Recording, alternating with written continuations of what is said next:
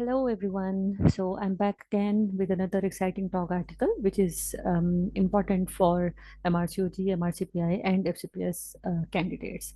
So I hope this is going to help to all candidates who are going for this exam. So today we are going to discuss a very beautiful talk article, which is important medical disorder in pregnancy, acute and chronic pancreatitis in pregnancy, which is talk article 2021. So let's first see pancreatitis. Pancreatitis is defined as inflammation of the pancreas. It can be acute, which can be sudden in onset, or chronic, which can be caused by the repeated episodes of the pancreatic inflammation and the resulting pancreatic dysfunction. The incidence of acute pancreatitis in pregnancy is rare at around 3 per 10,000 deliveries. However, chronic pancreatitis is about 5 new cases per 100,000 population per year. So acute pancreatitis can be life-threatening condition at any stage of the life. It is almost seen in 3 in 10,000 pregnancies with high rates of preterm birth and maternal mortality up to 3%. So you can see, easy to memorize, 3 in 10,000 and mortality is up to 3% again. So rule of 3. Okay.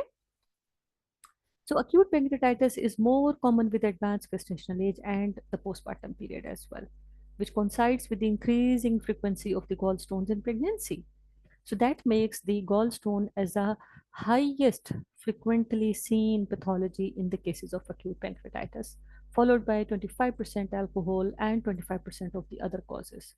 So in this TOG article, they say 50 to 65%. So nonetheless, this is the most common cause of the acute pancreatitis. So how patient will present? Sudden onset of upper abdominal pain, most oftenly located in the epigastric region and radiating through the back. Classical presentation. I'm sure all of you guys have seen 1 or 2 cases of pancreatitis in your entire life. It's also accompanied by the anorexia, nausea, and vomiting as well. So, what do we see on examination? Epigastric tenderness, reduced bowel sounds, fever, and tachycardia. Okay, so if there is any low grade fever, which is most commonly related to systemic inflammatory response rather than infection itself. I'm sure you all know what systemic inflammatory response is. So causes, again, gallstones most common, followed by alcohol, hypertriglyceridemia, idiopathic, and then drug induced. Which drug? Thiazide diuretics most commonly. This I have seen, somewhere because of the calcium deposition, right? Hyperemesis gravidarum, acute fatty liver of pregnancy, hyperparathyroidism, gene mutation, or association with the severe HELLP syndrome. So how do you diagnose? So we have got 3 criteria to diagnose. Number 1, abdominal pain, typically epigastric, radiating through the back, or serum amylase or lipase more than 3 times the upper limit of normal. So that's also going to be same as non-pregnant individual. Third is characteristic features of the pancreatitis on imaging. Okay. So in any of these cases, we may diagnose the patient, but most of the time, this is the clinical entity followed or supplemented by the biochemistry level. So what do you investigate for in acute pancreatitis? Because it's an acute life-threatening emergency, patient is going to be admitted in HDU or ICU. You will offer blood test first on admission and then at 48 hours to see the resolution of the acute condition. ABGs, full blood count, urea electrolytes, liver function test, bone profile, lactate dehydrogenase, C-reactive protein, and glucose. Plus, daily blood test only required if parameters are quite abnormal. Imaging, ultrasound, okay? Then consider CT MRI after 5 days if there are any concerned, or concerning complications. Exam question. Other supportive tests, lipid profile if we do not see any gallstones. Then how do you assess for the severity of the acute pancreas or the pancreatitis? So we do have 2 scores, modified Glasgow scoring for the risk of severe pancreatitis in non-pregnant individual, and we do have Atlanta criteria for severity of the acute pancreatitis. So these both are to be used in the pregnant as well as non-pregnant individual. Okay. So this is clinically important rather than theoretical for the exam perspective. Then how do you manage? Patient will be admitted, patient will have MDT approach, senior obstetrician, including having interest of the medical medicine disorder, number one. Secondly, surgical team.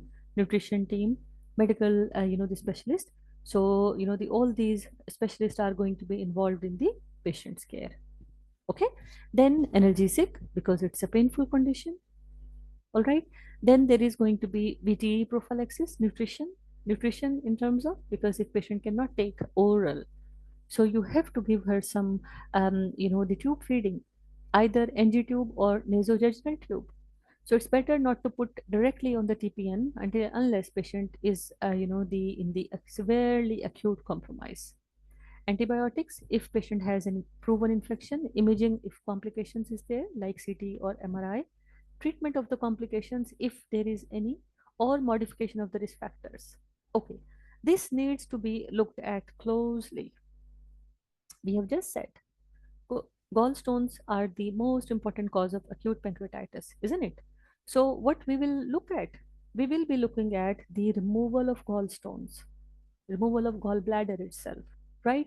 So, if a patient is admitted now in this pregnancy, we can perform laparoscopic assisted cholecystectomy, okay, at or around 12 to 24 weeks of gestation when uterus is not that big. All right, so we can easily insufflate the abdomen and we can easily remove the gallbladder, or within 2 weeks of discharge, or after delivery, four things. All right, referral to the critical care team for organ support where necessary. So how it can be, the complicate locally, regionally, or systemically. Locally to the neighboring organs, acute peripancreatic pancreatic fluid collection, pancreatic pseudocyst, acute necrotic collection and walled off necrosis, regional gastric outlet dysfunction, splenic and portal vein thrombosis, colonic necrosis, systemic worsening of the known comorbidities if there is any, for example, IST or any lung disease. Then pancreatitis and pregnancy outcome, because it's an acute inflammation, severely, the compromising patient. So what can happen is preterm birth, up to 15 to 32% of cases. This preterm birth can be iatrogenic, number one, or this can be induced preterm birth as well. Okay, because we need to save the woman's life as well. So if a baby is born premature, so baby is at risk of having, the severe fetal morbidity as well as fetal mortality as well. So if we are expecting, the preterm birth, we may give, the antenatal steroids for the lung maturation. If there is no contraindication to give a magnesium sulfate infusion, we have to give that. There is no contraindication as such for the acute pancreatitis. Delivery decision should be consider both the gestational age and the severity of the pancreatitis. So there is no hard and fast rule. But delivery should be considered if there is clinical deterioration despite 24 to 28 hours of active treatment of moderate to severe disease. I hope this is making sense, right? So we will admit the patient, we will observe the patient, we will observe for the, the pain. I mean, how severe it is, how bad it is patient improving, is patient responding to analgesics or no, all right? And we will look for improvement. If still there is no improvement in 24 to 48 hours, like I said earlier, that we need to save the woman's life. So we are going to consider the delivery.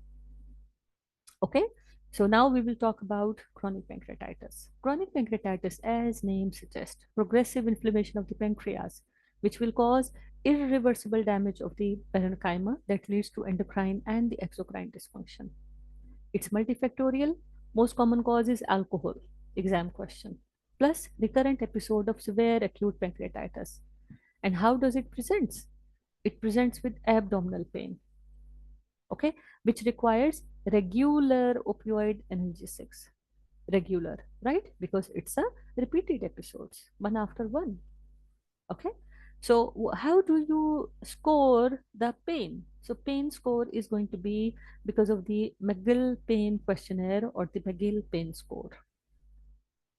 Consequences: exocrine pancreas is damaged, so it will develop into pancreatogenic diabetes mellitus.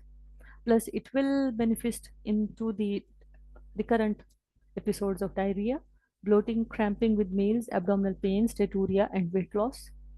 So, what do we do? Fetal, elastase to look for steatorrhea. pancreatic secretions. Okay. Alternatively, a trial of pancreatic enzymes replacement can also be done. The dose will be increased in the pregnancy because of the increased demand. Vitamin supplementation, nutrition supplementation can also be given. Endocrine insufficiency, insulin production, right? We know that endocrine pancreas releases insulin. So either they may be reduced insulin production, increased insulin resistance, or combination of the two. What is the ultimate pathology? Diabetes again, right?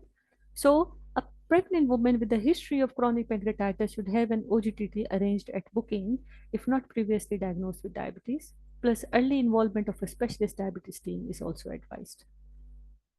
So how do you manage? Again, management will start from remove the cause, abstinence of alcohol and smoking, plus regular use of opioid analgesics and related tolerance. Because we all know that opioid analgesics has got tolerance as well as dependence, right?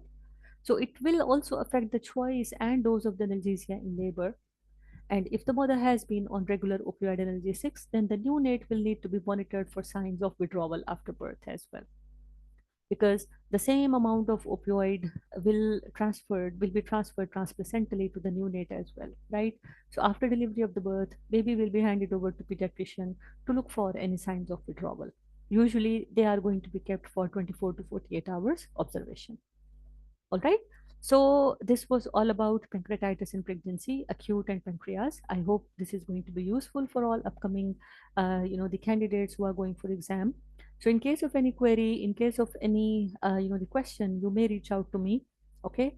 And you may reach out to me to my, the Facebook, to this YouTube, and also the WhatsApp or Telegram as well.